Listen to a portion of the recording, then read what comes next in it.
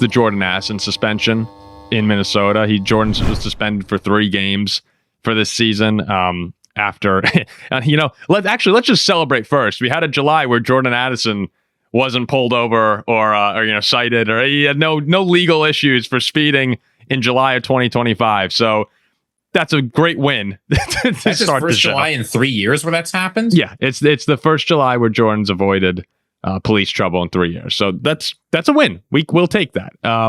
But 2 years ago, Jordan was driving 140 miles per hour on a Minnesota freeway. Not good.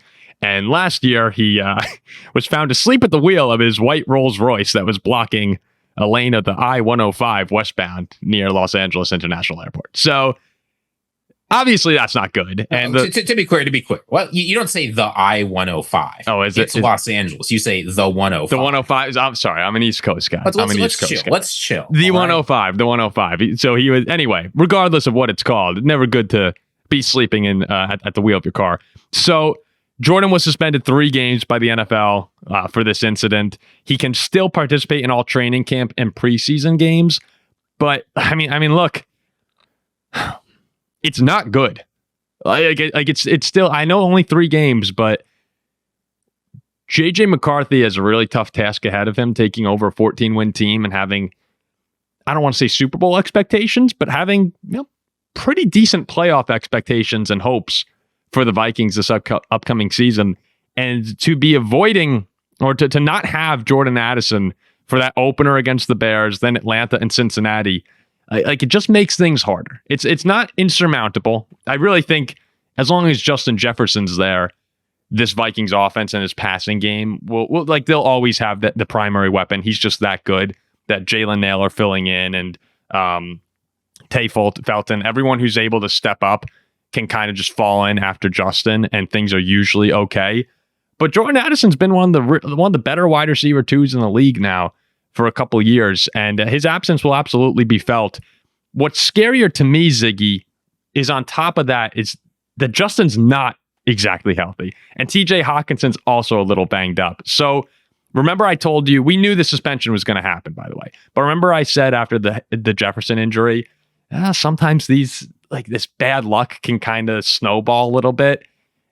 That's where it's like, okay, it feels like we're just hanging on here where this receiving unit that we have is getting more injured. We're losing some guys to suspensions, and it just makes it harder for JJ week 1. So what was your initial reaction to the Addison suspension? Well, I'm glad that Jordan Addison is going to be able to do preseason with us, because I think the single most important thing for JJ McCarthy to get is time throwing to these guys. Yeah. I mean, you saw of the Packers in 2023, right? Like the connection between a quarterback and the receivers, the chemistry there, being able to know where they're going to be is really, really important. Mm-hmm. What's also important is winning football games. That's an important part of the NFL. It's something that you have to do. And the Vikings, they're opening with 3 winnable but very important games. They go to Chicago, they host the Falcons, they host the Bengals. You need to be able to win those games. And like you say, I mean, if we have Justin Jefferson, TJ Hawkinson at 100%, Darrisaw's playing, you've got Nailor, and I guess Rondale Moore's probably going to take Addison's spot. Is that going to be Felton? It won't be Felton? We'll see. I mean, it could be Ty Felton. I think Rondale Moore stylistically fits a little bit more in what Jordan Addison does. But I expect to see those guys get rotated. Regardless, it's not clear that's going to happen. The Hawkinson thing, I'm not worried about at all. Guys going day to day in training camp with like nondescript soreness, that's whatever. That sort of stuff happens when you're a veteran tight end like TJ Hawkinson. The Jefferson hamstring thing is a little bit more worrying. I just want those guys to get healthy. At the end of the day, I don't think this is something that's going to like derail the Vikings season, but you want to have your guys in there for all these games. And Jordan Addison is up for an extension soon. This stuff has got to stop if he wants to stick around in Minnesota, because we can't afford to have guys missing games for stuff like this. No, we can't. And I mean, at the very least, as we were kind of joking at the start of the show, but yeah, he didn't get in trouble this offseason, which was nice. Hopefully that is a sign of maturity. It sounds ridiculous. Like, please don't drive 140 miles per hour. Please don't drive drunk. Like, that is, the very basis of how people should behave in general. So forget about being a professional athlete. So hopefully Jordan has matured here. As far as winning football games, last season, he missed the 49er game. He missed the Houston game at the start of the season. And those were two of the biggest wins the Vikings had all year. Remember, San Francisco came to town, and we that was, to me, after the opener against the Giants where Darnold looked awesome, that San Francisco game. We've actually played San Francisco 2 years in a row now, where they've come to Minnesota and everyone's just been like, yeah, they're gonna wax us. And we've had two awesome showings. That first showing was actually without Jefferson on Monday Night Football when Addison popped off with Kirk Cousins. So, Jordan had his success there. But last year, that was the 97-yard Jefferson game. The week after that, we blew out Houston 34-7. And those two games, to me, were the introduction of, okay, the Vikings are here this year. Like, they are a real contender. And that was without Addison. So we can get away with it. Again, Sam Darnold was so good last year, especially at the beginning of the season, that always helps when your quarterback's red hot. And we'll see what happens with JJ. But yeah, my initial reaction to Addison's suspension is we can survive this, but it doesn't help. so I'm not happy about it.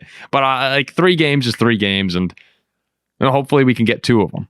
That's important. We need the Bears game week 1. I just got off the phone with a coworker, and he was saying he's a Packer fan, and he was saying that first game between the Packers and Lions, the winner of that game to him is going to win the division. And that's a little, it's a little strong, but I kind of feel similarly about the Vikings and the Bears, and that the winner of that game, I think, you're just starting the season off on the right foot. You have 2 young quarterbacks playing this game who need some confidence going forward. Everyone's seen the video now of Caleb missing the targets and throwing a little temper tantrum. So getting that win to start the year against a division rival with similar expectations of really good team will work at quarterback with some new pieces, that's a huge game. And that's why it sucks not having one of the best receivers in football. Yeah. Well, I mean, the thing is, it's an important game. You're right. We don't need to make things any harder for JJ McCarthy. He's already coming in on a team that's expected to play very well, where if things don't go well, he's immediately going to be blamed. And Jordan Addison was a significant part of why everyone thought this was one of the best situations to walk into. Mm-hmm. I think he's a player who, Vikings fans and NFC North fans in general, I think, recognize how important he is. But a lot of people would be surprised, I think, to hear he has 19 touchdowns over the past 2 years. But he's gone for nearly 2,000 yards over the past 2 years. Like, he's a huge contributor to this offense. I mean, even last year, he threw in a rushing touchdown.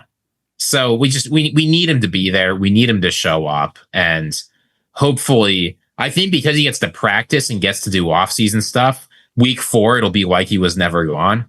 But I wish we had some less important games to start the season. Yeah. And again, if you look up and down this Viking schedule, there is no 3-game stretch where you think, oh, those aren't such important games. So it is what it is. Yeah, it's a brutal schedule. The NFC North it's an absolute gauntlet. So that actually, I mean, that further necessitates the need to get these wins early, because the Bears is the game that you expect to win. The Falcons is a game that you expect to win if you want to be a playoff team.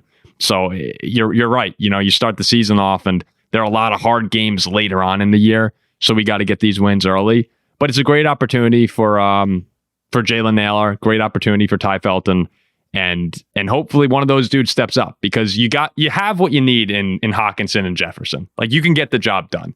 And then you just need a couple guys to step up and make some big catches. Jalen Nailor did that last year. He had a couple really big 3rd down catches in those games without Addison, had touchdowns in those games. This offense is built to survive a suspension like this. So I'm not too concerned. It's just disappointing. Now, please get healthy, Justin Jefferson. Yeah. Please, that's the thing. Please. If Justin Jefferson winds up, if this hamstring lingers, then it's a disaster. Like, no Jefferson, no Addison, which could happen. Like, would it shock anybody if over the next 2 weeks, Kevin O'Connell came out and said, yeah, Justin's recovery's taking a little longer than we expected. Probably going to be cautionary and keep him out of this the week 1 game. Like, that would be a disaster. For JJ in game 1, trotting out Ty Felton and Jalen Nailor. Hockenson would probably be ruled out too. So that would be the total nightmare. But for now, we're okay. We're still holding on to the rope, just barely.